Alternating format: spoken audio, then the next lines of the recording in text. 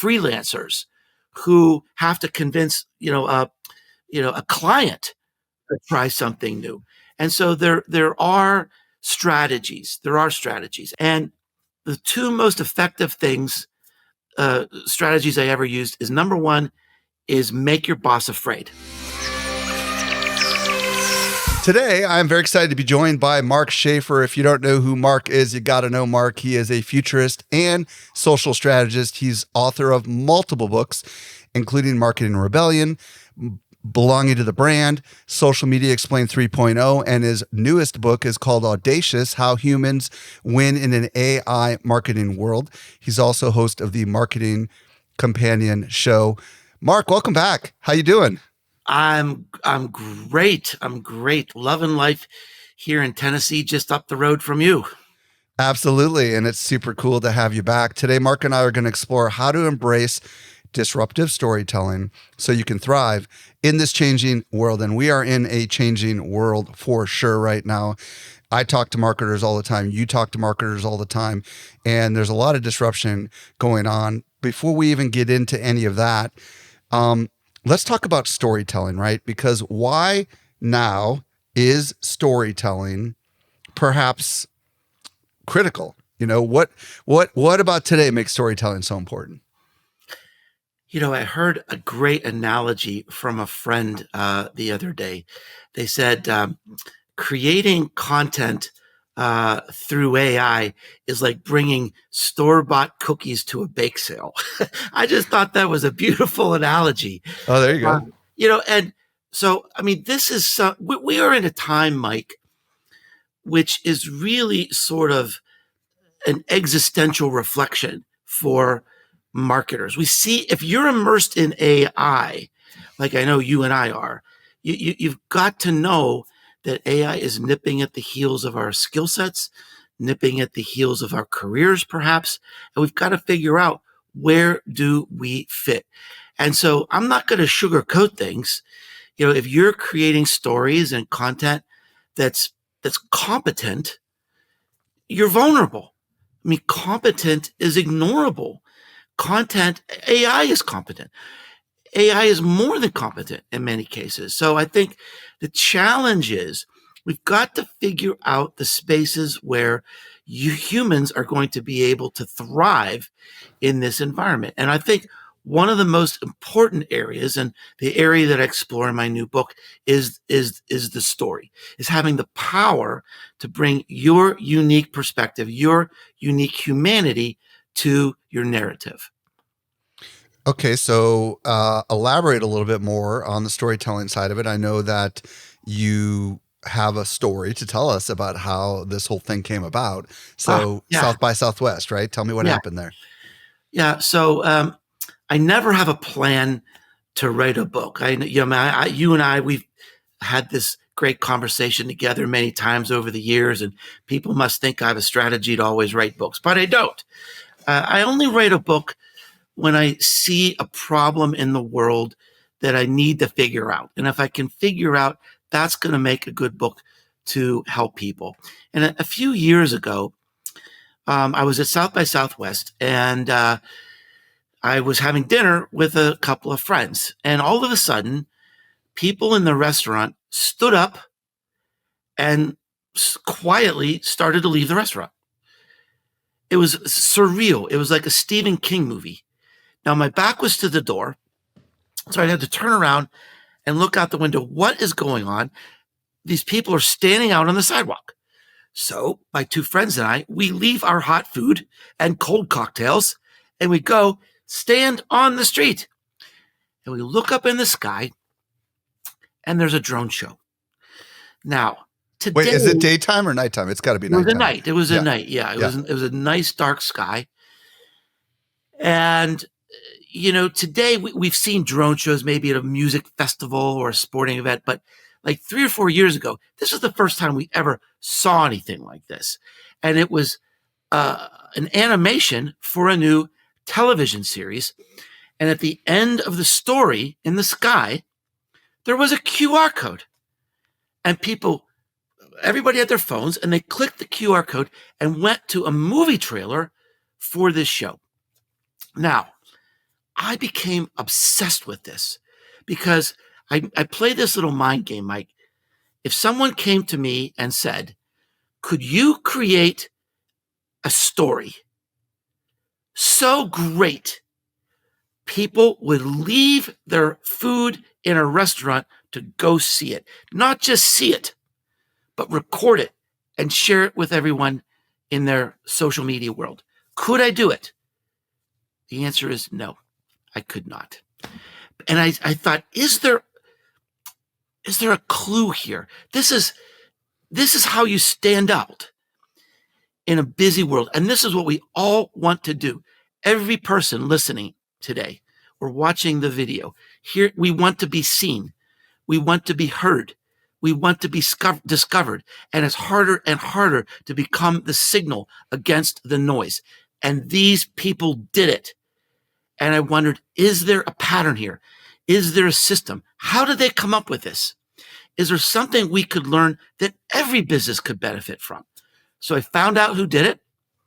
It was an agency. I actually sort of had some relationships there. It was Giant Spoon. I said, look, I want to come to your office in New York. I want to sit in your meetings. I want you to spill all your secrets. I want to see how you do this. And I'm going to put all your secrets in a book. They said, absolutely. And that began my journey. Really? Okay. They were cool with it. I thought you were going to say they were cool with it. And people have read the book and they see the secrets in the book. And one person who read the book wrote me, she said, I want to hug these people because everybody in the book opened up to me. And because Giant Spoon is a very well-known agency, they were recently named one of the top creative companies in the world, not just ad agencies, any company in the world. I think they were number 13 in the world. And now I'm saying, hey, I want to meet these people. I want to meet these people. They said, we'll make the introductions for you. So I got in. It was so energizing for me because I got into this whole new world, talking to some of the greatest creative geniuses in the world, telling us, how do we stand out in this world? Love it. We're going to dig in on this a little bit more. But before we do, I want to ask you about AI and marketing. I know we've talked about it a little bit. You coined the phrase that a lot of us have used, content shock. And now we obviously are in a world where content shock is probably like an understatement. Yeah. Where do you feel like AI and marketing, let's just riff a little bit on your thoughts on the threat or the opportunity, however you choose to come at it? Well, I mean, like just about everyone, when I think about AI, it's the most exciting thing and the most terrifying thing that's ever happened in my career. Exciting because it unleashes new levels of creativity. It lets people who aren't artists become artists, and people who aren't writers become writers, and people who have different disabilities all of a sudden show up in new, bold, exciting ways. What a magical time. It's just a magical time. And we all need to embrace it. Even if it seems weird, even if it seems scary, you cannot put your head in the sand. You have to embrace it and experiment it with it every single day. And you know what? It's coming whether we want it or not, because it's already being integrated into all the tools that we use. You name it. Whether it's Canva or a Google product or a Microsoft product, it's there. Now, the scary part is, I think it was about 6 months ago, Sam Altman, in sort of a honest moment, said on a podcast, oh, well, in about a year or so, I think AI will rapidly and easily replace 98% of all advertising and marketing jobs. Now, and he said it for free. And he said for free. He added for free. For almost no money. Almost no money. Now, I pay attention to Sam. Sam really knows AI, but I really know marketing. And I also really know business culture. And I know every time we think everything is there, everything's going to change, guess what? It takes 3 years. It does. I call it Schaefer's Law. You could test me on this. We'll come back in 3 years and you'll say, you're right. It took 3 years. But the challenge that I hear you say is it's coming. Oh, and it's coming. And Sam knows things he's not showing us, right? Obviously. Yeah, because but the other thing is, if you also, I think you also have to have some critical thinking here about what's Sam's view of the marketing world. It's formulaic, right? Right. It's media buying, it's Right. all that stuff that's a repeatable pattern. But there's a lot of marketing that's not a repeatable pattern. It's personality, it's story, it's instinct. And so so this is where I dive in the book is where are the places that are uniquely human that we can own? And I think that's the power of the book. That's why this is a book of hope. It's not sugarcoating anything. I'm not saying kumbaya, everything's going to be great.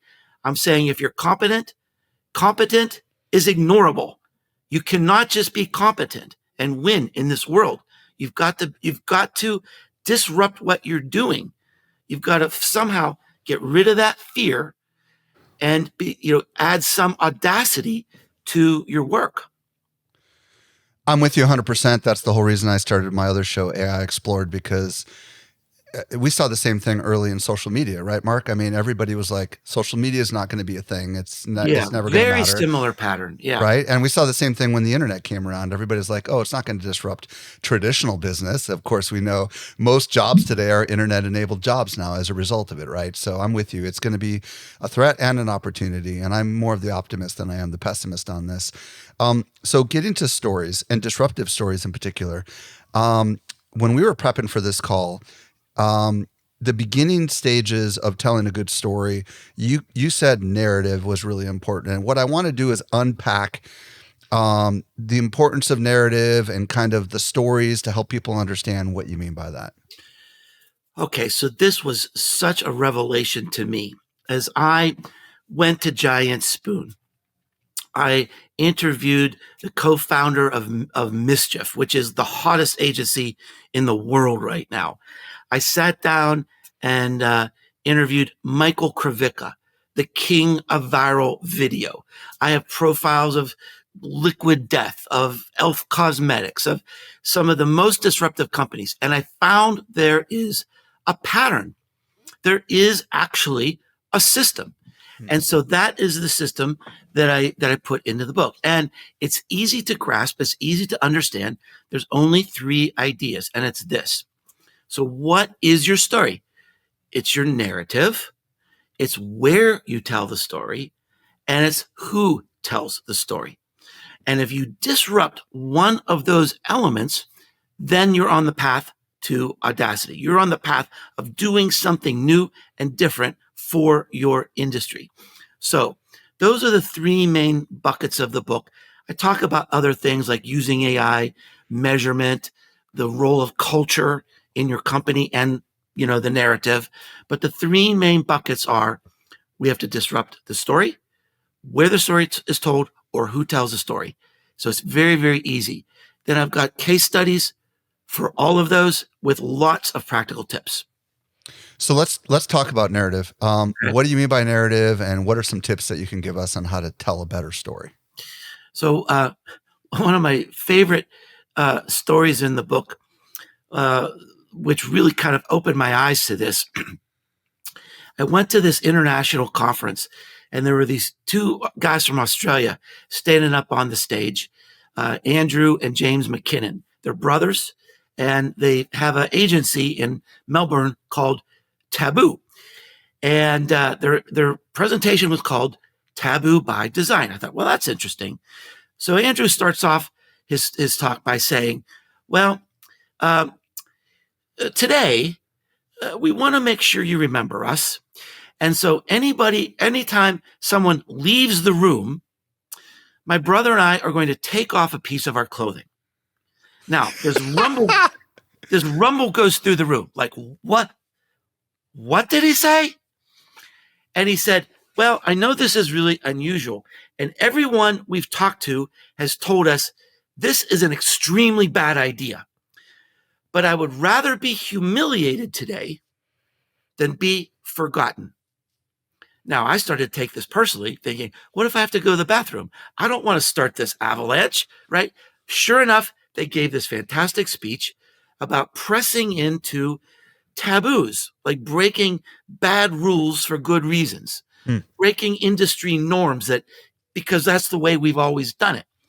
And sure enough, at the end of the talk, they're standing on their stage in their underwear with the name of their company across their undershirts. Now, I was captivated by this. I went up, took a picture of them in their underwear, and contacted them at the event. They said, oh, let's have breakfast tomorrow morning. We had a long breakfast, got to know each other, and we've been like collaborating now, and now they're in the book. What they were demonstrating was making people anxious. So I know you know the book Contagious by Jonah Berger. Great research, great book. And one of the things Jonah says there, the stories that are remembered, the stories that go viral have a strong emotional impact.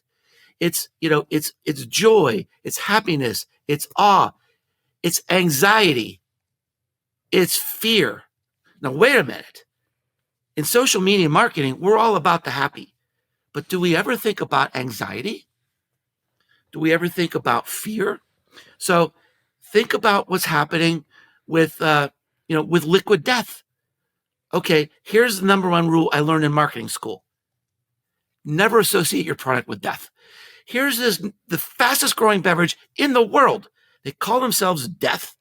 Their company mascot is called Murder Man. I encourage anyone, especially if you're outside the US, because I think this product is only in the US right now. Go to YouTube and look at some of their commercials and you'll go, oh my gosh.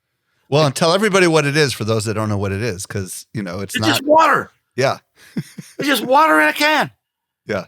Yeah. And one of their latest commercials, they've got these children drinking liquid death and they're acting like they're drunk at a party. These little kids. And at the end of the commercial, the mother who's pregnant is just standing there and she has this happy look on her face. She's holding liquid death and says, don't worry, it's just water. But the kids think they're cool because it looks like it's beer. Now, what's happening with the McKinnon brothers? They're making us feel anxiety because we'll remember that. Think about some time when you couldn't find your car at the garage at the airport. You probably can remember that time, but you don't remember the hundreds of times you did find it. So it's anxiety that gets internalized. And that's what Taboo is trying to push. That's what Liquid Death is certainly trying to do. And I think if you look at what Nutter Butter has been doing on TikTok, that's right out of the Audacious playbook. They're selling cookies, basically creating horror movies on TikTok. I mean, it's just completely like mind-blowing what they're doing. And guess what? Their cookie sales have quadrupled. This is a brand that meant nothing to anybody 12 months ago. And they've just,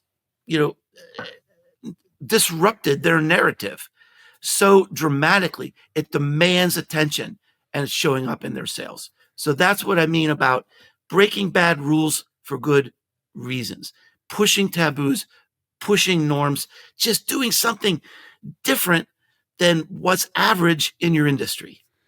Okay. A lot of marketers are thinking, I need to ask this question.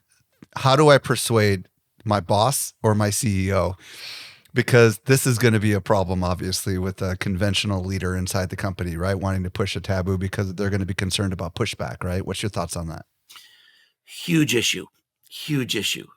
I've got an entire chapter in the book. It's near the end of the book. It's called "This is the most important chapter in the book," for this very reason. Right. Because the whole book, I'm saying, you've got to be bold. You've got to, be audacious. And then by the end of the book, people are saying, yes, I'm in, but how do I do this and not get fired?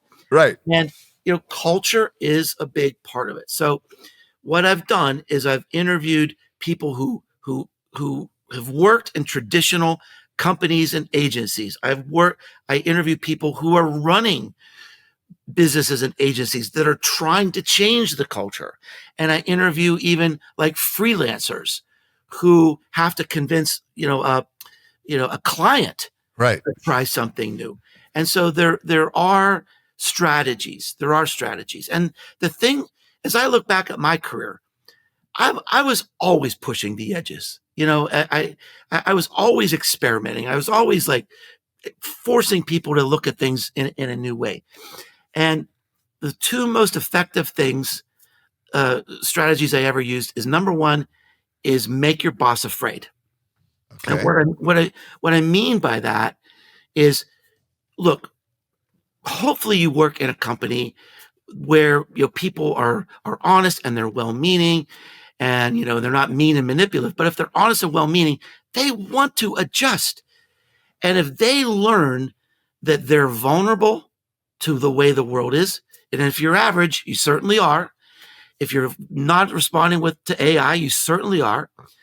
And so how do you create this anxiety to go to step two? And step two is, let's try a pilot. There you go. Experiment, right? Let's do an experiment. Now, what I found in my life is almost nobody can say no to a 6-month pilot program. And here's the good news. Because of the internet and the technology we have with AI, we can do pilots for almost nothing. It's not like you've got to, spend a lot of money on R&D to create something in your basement. You can do very, very great experiments for almost no time, almost no money. And it's just harder and harder to say no to experiments. And then, the other thing is, if you have an experiment that runs 6 months, about 50% of the time, at the end of that 6 months, your boss is gone anyway. You got a new boss. So they didn't know it was an experiment. So it just becomes a thing. Okay. All right. So you don't have to be taboo, but it's definitely a way to stand out, right? I mean, like there's other aspects to this. I would imagine really good storytelling is kind of the key, but you have to be different is really what I'm hearing you say, right? Well, you do. And then, so it kind of moves into, like I said, there's literally hundreds of ideas and hundreds of examples. I was very careful to include small businesses, startups, nonprofits. So there's lots of different examples. Then, the next big bucket is disrupting where you tell the story. So this is like showing up in an unexpected place. Mm-hmm. And I think a really cool story from this section of the book is ELF Cosmetics. ELF, ELF, stands for eyes, lips, face. And not many people know this, but for the last 5 years, they've been the fastest growing stock on the New York Stock Exchange. Not NVIDIA, not Apple, ELF. So their CMO is not just disrupting stories. She's disrupting many of the foundational ideas of marketing. And one of her philosophies is lean into the signals. So one of the hurdles, I think, in marketing today is we're obsessed with optimization. We're obsessed with, engagement and tracking web visits and improving our SEO. And that's all good. There's a place for that. But that sort of data and that sort of research is available to everyone. It's just everybody's chasing the same keywords. Everyone's putting out the same types of content. What ELF is doing is they're really studying where are their customers showing up? How are they acting differently? And an example is, here we have ELF Cosmetics. They created a whole experiential world in Roblox. Now, if you think about cosmetics, what do? They take out an ad in Vogue magazine. That's what cosmetics does. How can you even show cosmetics in Roblox? They're just squares, right? Well, they have a Roblox world. Oh, I see. Okay. They have a Roblox world where people enjoy e.l.f. cosmetics. And the reason is most of their customers are, generally young women. Got it. And young women are in Roblox. And the preteens especially, that's the next generation of customers. Now, so they're leaning into the signals. And this is a huge opportunity, I think, is to look up, look up from the daily spreadsheets and the daily dashboards and really study, go out and talk to your customers, interview your customers, study your customers and see what is different. How are they changing? Where are they showing up? What do they really enjoy? Another example of leaning into signals is young women. What do they love, most of all? Music, videos, Taylor Swift. So they created a music video in 2020. I think it was 2023.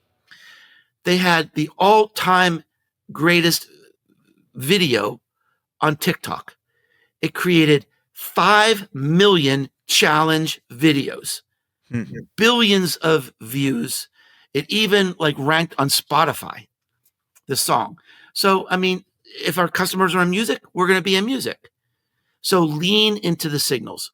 Tell the story in a new and unexpected place. Now, you might think, well, I don't have the money for that. But you don't need money. And sometimes money ruins everything. It's a bane to creativity sometimes. A really cool example from the book is a company called Lithographs. Lithographs is a company that puts the entire text of a popular book on a t-shirt or a blanket or something like that. So it could be like Alice in Wonderland.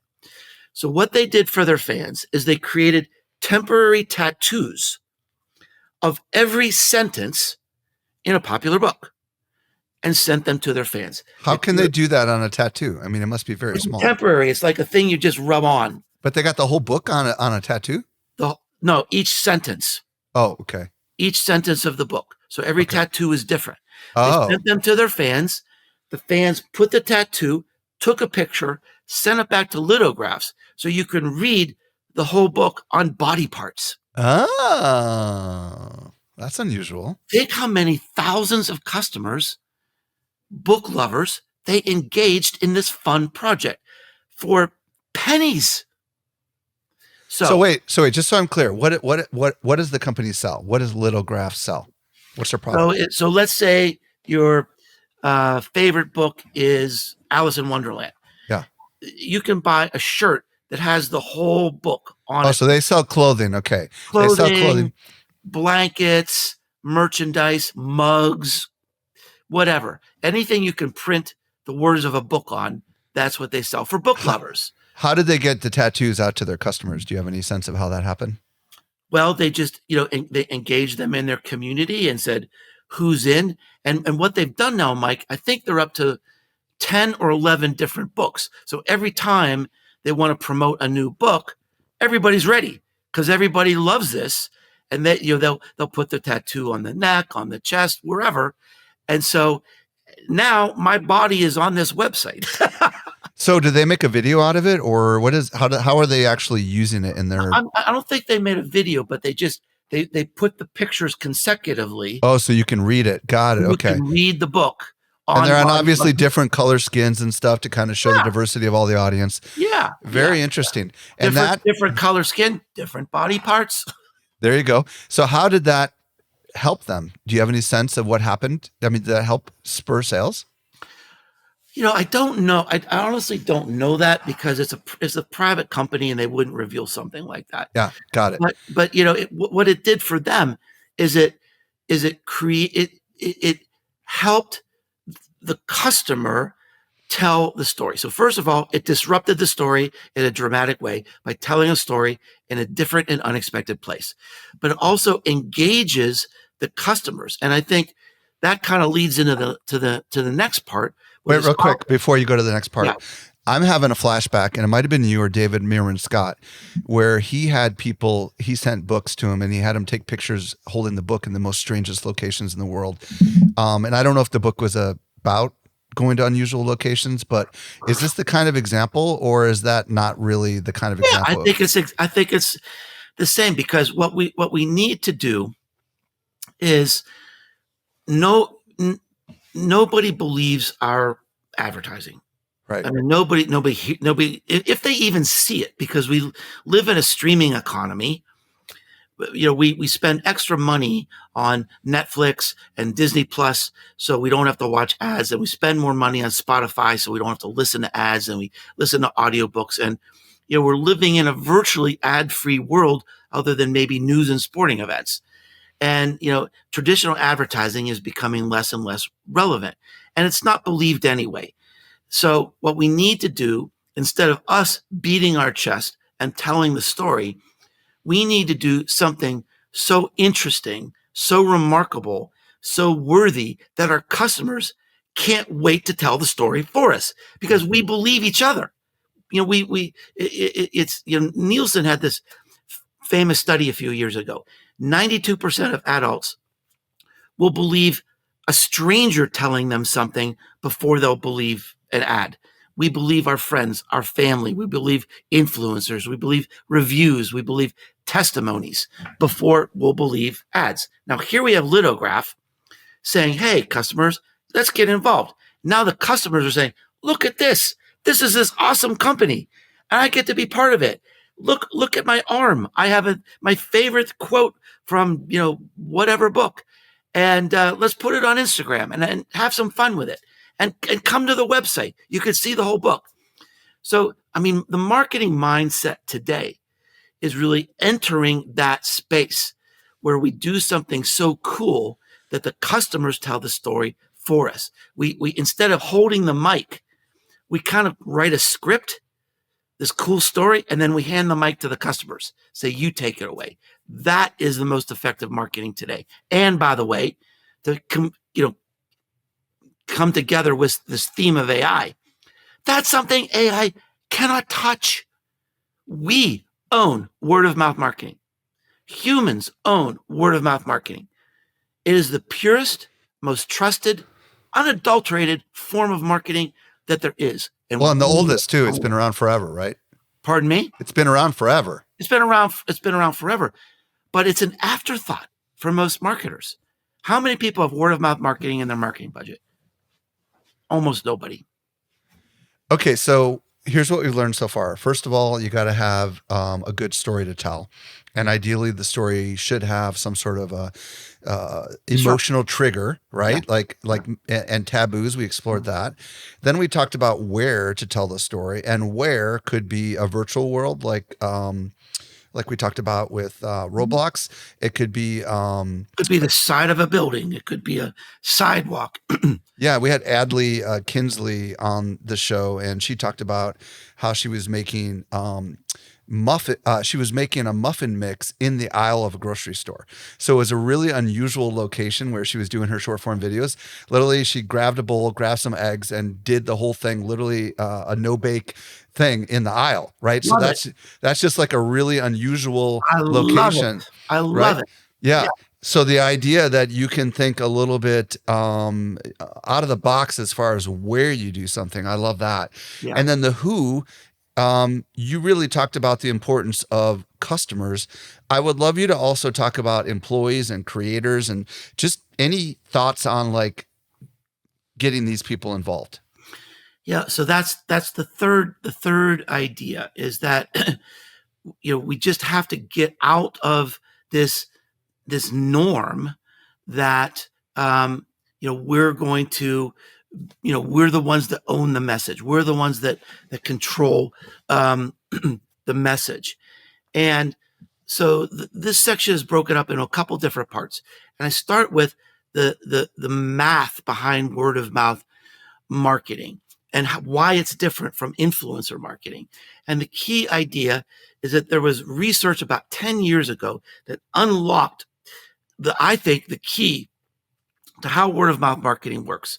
And this is a researcher, very famous researcher named Ed Keller. And what he discovered is that if you create that story that we've been talking about, you create some cool, unmissable, disruptive story in an amazing place, 10% of the population across every culture in the world has a personality that is a super sharer. Now, this is different than an influencer. And an influencer self-identifies. You give them the story, maybe you make a deal with them, and they share it. But for word of mouth marketing, you just put that story in wherever they are. You fish where the fish are. 10% will pick it up, tell the story, share the story, and once that starts to go, a story can be amplified 630%. So this was sort of a breakthrough idea that helps you start to think about, okay, how does this really work? Where do we really find the value? How do we start to activate this thing? And the idea is to put the story in the hands of the customer, or get someone else to tell the story. As you mentioned in the book, I also talk about employees. And for the record, I do not favor at all like incentive programs to get employees to tell your story. I don't think that's sustainable. I don't think it's fair. I don't think it's effective. The programs I've worked on with companies, we actually make it like a career incentive for employees. We're teaching them a new skill. Like I'm working with a company I worked with a company in Texas where they actually train their hourly employees to tell stories on Instagram and on TikTok. About the work that they're doing, basically? About the work that they're doing and what they like. It could be about anything. And so we made it a club. And every month we had a social media marketing club. And we learned about storytelling. How do you build an audience? What are the legal things? And then as people started having fun with it and getting a response on social media, other people wanted to join because it's fun and these people are getting a benefit from it. These are people who are, mixing things in a vat and, they're becoming Instagram stars. So that is the better way to do it. Another case study in the book is right down the road from you, Tractor Supply. Tractor Supply is based in the Nashville area, and they started, Instagram, TikTok campaign run by their employees. And they'll bring in cameras, and they've told the employees, just talk to us like you would talk to your customers. And they light up because they're so excited about the things in the store and the new things that are coming there. Macy's retail, Macy's department stores, same thing. Almost all of their marketing is done by their employees who work in the departments. And we're going to love that and embrace that and listen and believe that more than we're ever going to listen to an ad on TV. What about Yeti? You told me some story about Yeti. What's the deal with them? Well, the Yeti is a lot of people we know Yeti now, especially in America. It's become a big brand. It's like a cooler and water bottle. But you think about, I don't know, I think it was 7 or 8 years ago, and I started seeing people wearing baseball caps and T-shirts that said Yeti. And I thought, wait a minute, isn't that an ice cooler? Yeah. Why would you wear a shirt promoting an ice cooler? Well, the truth is, at least for the first 5 years of that company, they didn't spend one dime on advertising. It was all word of mouth marketing, 100%. They connected with fishing guides, hiking guides, hunting guides, anyone who's sort of like leading people into the outdoors. Did they give them free merchandise? Is that the idea? They would give them merchandise, but more important, they told them the stories. And explained why you'd pay $400 for an ice cooler, right? So it wasn't just a piece of merchandise. They told them the stories because these people were in the 10% that love to tell these stories. So then what happens? They lead some trail, group. 10% of those people start buying Yeti and telling everybody about it. And it spreads and spreads and spreads. This is a company built 100% on community and word of mouth marketing. It's because they didn't have a lot of money. They didn't have a lot of startup. And little known fact, very popular drink in many parts of the world right now, Red Bull, same way. Early times in the company, it was all built on word of mouth marketing. Okay, so I want to talk about the back of your book. The front of your book. Oh yeah, because you've done something rather unusual. For those that are watching the video, they can see your book behind your head. There, it's up on the shelf behind you. Look up a little bit. Yeah, there it is. Why don't you explain to the audio viewers what the heck you've done? All right. So, by golly, if you write a book called Audacious, it better be audacious. Yeah. So, we had a brainstorming session and try to think, what can you do? And it's so limited because the publishing industry is the publishing industry. They've been making books for 200 years the same way. And you can't spend a lot of money because the profit margin on books is so low. So what we did is we created a QR code that took up the whole cover of the book. And then I thought, all right, now, what do we do with it? Where would people go? And we thought, well, maybe it leads to a new world. Maybe it leads to a quest. Well, that was too complicated. So then we thought, what if this is a book cover that's never the same twice? It's an infinity cover.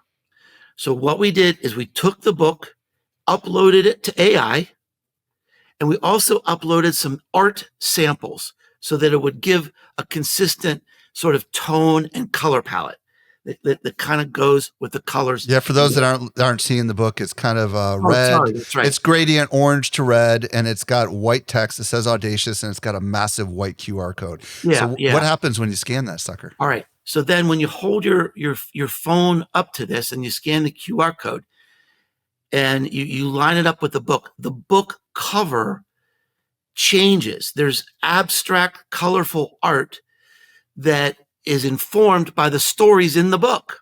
And it changes and changes and changes and changes. And every time you do it, you're going to see new images.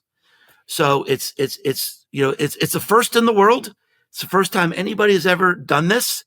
And it took us about 6 months to figure out how to do it. But we did it, and it's a lot of fun. And some of the people who are buying the book, Mike, are even saying, my children love this. It's kind of like a little movie or video game on the cover of the book. Is it using like I know when Zach King wrote his book, he had QR codes inside the book that would animate like some of the stories in the book. But is this actually like, can you see through your camera and it's kind of 3-dimensional, or is it more like, oh, really? Okay. So you can see the book. It's an augmented reality experience.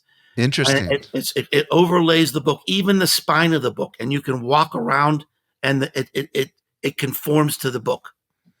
Wow. That's crazy. All right, Mark. Well, first of all, thank you for being audacious and exploring and having the willingness to go out and talk to all these awesome companies to share all these amazing stories. I know you're going to be in San Diego at Social Media Marketing World, and folks that are going to be there, be sure to come up and say hello to Mark. If people want to get the book, I'm assuming they can get the book anywhere, but is there somewhere you want to send them? And if they want to work with you or connect with you on the socials, where do you want them to go? Well, the book is available in paperback, hardback, ebook, and audiobook through Amazon. And you don't have to remember me or my name. If you just remember Businesses Grow, that's the name of my website. So you can find the book we talked about today is Audacious, How Humans Win in an AI Marketing World. You can find, and there's a lot of bonus content on the book website on my site that you might want to check that out. There's actually a game inside the book that can unlock bonus content and prizes for you as well. And you can find my blog, my podcast, all my socials. And I hope I do get to meet some great new people in San Diego. Mark Schaefer, thank you so much for sharing your insights with us today. Thank you, Michael.